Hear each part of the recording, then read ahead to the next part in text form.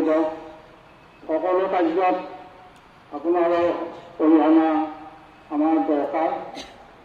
সেয়ে মই আজি এই সুযোগতে প্ৰাথমিক শাখাৰ তথা আঞ্চলিক শাখাৰ অসমীয়া বা আইনতি সংস্থ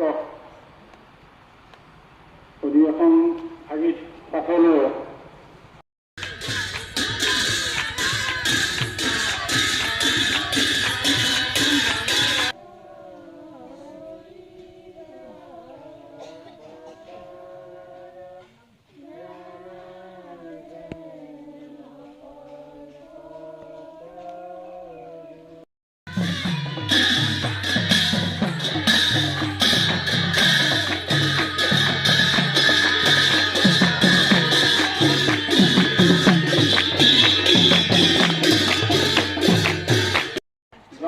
শ্ৰীমন্ত শংকৰদেৱ সংঘ কৃষ্ণ।